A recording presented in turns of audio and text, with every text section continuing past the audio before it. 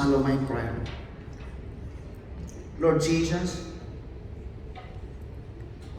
thank you for the salvation that you have given me freely.